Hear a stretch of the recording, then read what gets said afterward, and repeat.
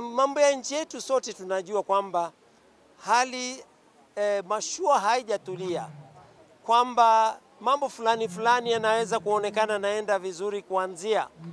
IEBC kuna mpangilio wa kuiunda, hiyo ni hatua nzuri. Twashukuru.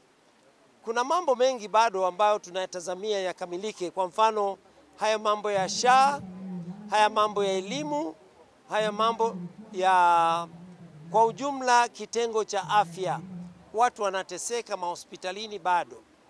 Napenda niseme pia katika nchi yetu kuna mifumo mbalimbali ya vyama. Sasa tunaona vyama vikiungana, vikisambaritana, vikiunganika tena. So mwananchi, tega macho, tega masikio. Lakini kumbuka, lazima tuangalie uongozi unaoleta uwiano, upendo na kurudisha nchi yetu katika hali ya kushirikiana. Hatutaweza kushinda kwa kupigana au kupora mali. Juzi kama maaskofu tumeongelea mambo mengi, hasa kuhusu haya ya afya, mambo ya kitengo ambacho ni cha finance. Hela kunaonekana zina tembea mkono huu mkono ule, mwishoni za muacha mwananchi hayawani, hajapata faida yake.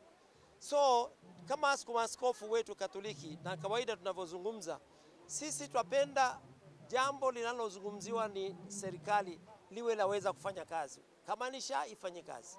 Kama ni jambo la elimu iwe pia imetengewa hela inahitajika ili kitengo kile kiweza kujiendelesha bila kuwa na wasiwasi, watoto kurudi nyumbani, walimu kugoma.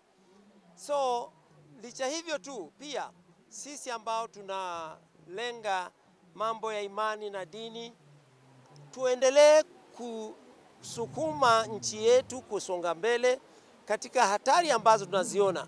Watu kuporwa, watu kunyongwa, watu ujambazi wa barabarani.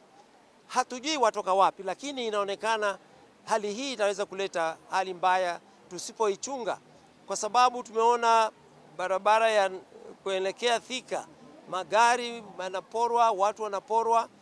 Ni nani anayeunganisha vijana hawa kuonekana kama majambazi?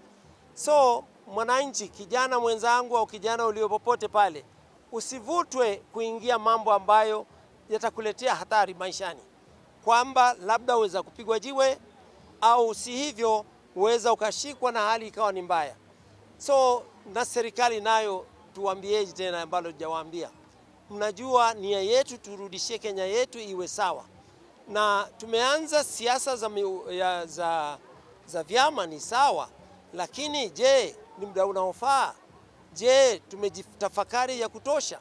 Na je, tunataka nini Kenya yetu iwe kesho? Tunataka maaskofu wametolea Kenya tuipendayo ni Kenya ambao mwananchi halalamiki, haumizwi, haogopi, anafanya kazi yake kisawa. So tunaomba jamani, tujaribu tuwezavyo vile kwamba Kenya irudi hali ya kazi, hali ya kushirikiana na hali ya makundi mbalimbali wakiungana, si kwa vita, iungane kwa ukweli na usawa.